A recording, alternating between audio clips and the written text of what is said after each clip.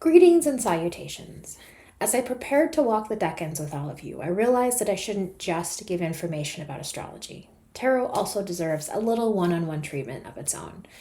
If you're brand new to tarot, this video will give you the background you need to understand the basics of card meanings. I'm not going to go into how to use the cards. If you're interested in a video on getting started with card reading, you can leave a comment down below, but this should be enough to use the cards as points of self-reflection as we follow the sun through the zodiac this year. So, the deck I'm going to be using today and throughout the year is the standard Rider-Waite-Smith deck. This deck was commissioned by Waite, drawn by Smith, and published by Rider, and that's why it's called that. This deck is the most commonly used tarot deck. It is the blueprint for most other modern decks. It's not the first tarot deck by any means. You can look at earlier decks like the Marseille if you like, but this one is the one that has the imagery that I love, and this is the imagery we'll be discussing throughout the year. If you want to know more, I recommend starting with Wikipedia. They're a good high-level source, and they'll have other citations that can take you down whatever rabbit holes you want to go down. So, let me introduce you to this deck. The Rider-Waite-Smith deck has 78 cards, 22 are Major Arcana, and the other 56 are Minor Arcana. The Major Arcana are big conceptual cards. They can represent individual people, but often they represent systems or universal energies that are bringing change to you. Often when these come up in readings, they're going to represent big pivot points, decisions, or even a new chapter in your life. The Minor Arcana, on the other hand, are much more human-sized energetically, and they're set up like a regular playing deck. They have 4 suits with the numbers ace through 10, and then court cards, although they have 4 court cards per suit instead of 3. They represent smaller moments, decisions, and energy during the readings. They're still important, but manageable and less world-changing. The deck we're using has the 4 suits: swords, wands, cups, and pentacles. Each suit is related to a particular direction, element, and a few basic concepts. Swords are east, air, communication, intellect, and conflict. Wands are fire, south, creativity, passion, and entrepreneurship. Cups are water, west, emotion, relationships, and human connections. And pentacles are earth, north, money, practicality, and the material world. Similarly, each number from ace to 10 is going to represent a similar concept across the suit. There's a lot of them here. Go ahead and look at the table. When we start, aces are the origin point, the newness of the suit. 5s are dealing with instability and lack. And 10s are final accomplishments or achievement for that suit. Now, court cards can be people or personality types. They're encoding a set of attitudes, responsibilities, and overall energy to each rank. Pages are initiates into the concepts of the suit. They indicate newness and beginning, quite often enthusiasm without knowledge or skill. They can also represent young people, very young people, or messengers or helpers. Knights have some experience, but not the wisdom to understand how much they don't know. They are energetic but unbalanced. They are still younger, but closer to adulthood than pages, and they indicate a lot of movement and growth. Queens have wisdom and balance. They may rule, but they are among their community, not above it. They are nurturing, they are adults, and they're often women. Kings have wisdom and power. They rule and manage. Their job is to maintain and grow their domain.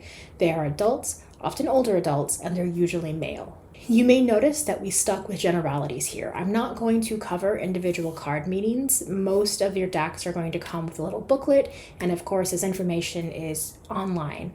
So you can use one of those, or you can try and work from suit plus number plus images to try and get enough meaning. I'm also not going to touch on reversals. My personal bias is that I don't use them, but I do think they have value, not for me, but for other people. So if you find yourself reading about reversals and it's resonating to you, then I recommend that you use them yourself. Okay, that's the very basics of tarot cards. Now let's talk about how tarot cards connect to decans. If you didn't watch the Astrology Decan Prep video, here's a quick recap. Decans are a 1/3 portion of each sign, and they're ruled by certain planets. Each sign has a certain elemental relationship, fire, water, earth, or air, and energetic quality, cardinal, fixed, or mutable. For details on what that means, check the other video. First, let's look at the Major Arcana. The Major Arcana connect to Decans because the zodiac signs and the planets each have a relationship or an affiliation with specific Major Arcana cards. For example, Aries 1 is ruled by Mars. The Major Arcana for Aries is the Emperor, and the Major Arcana for Mars is the Tower.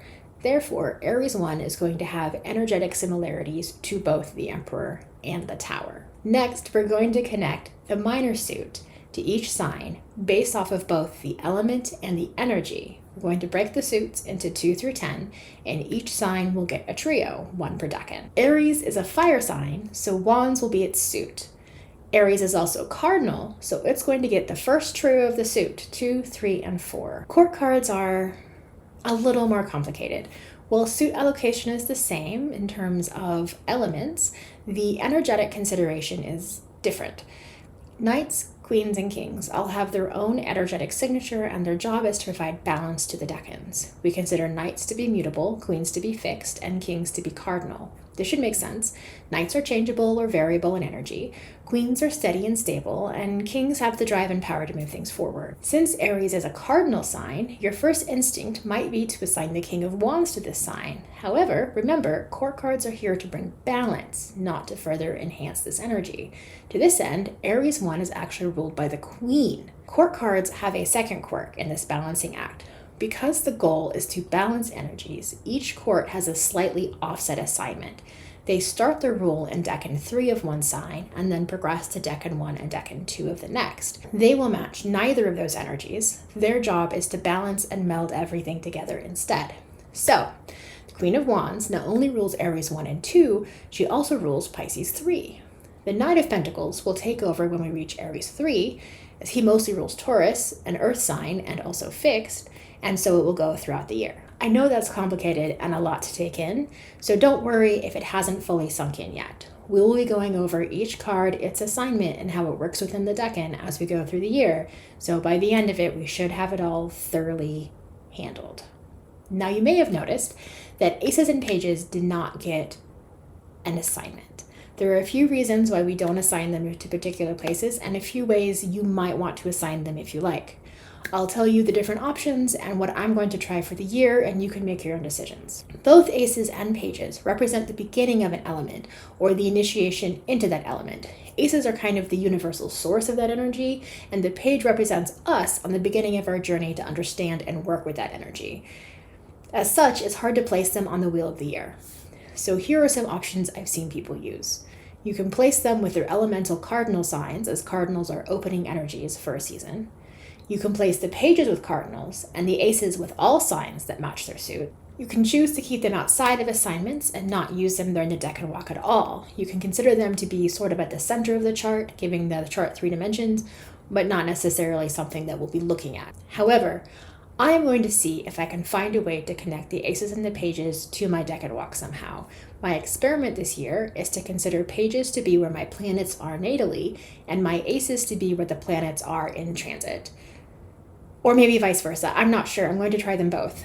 Most planets are connected with multiple elements, so it's going to be a little bit messy with planets with multiple cards and cards with multiple planets as we go.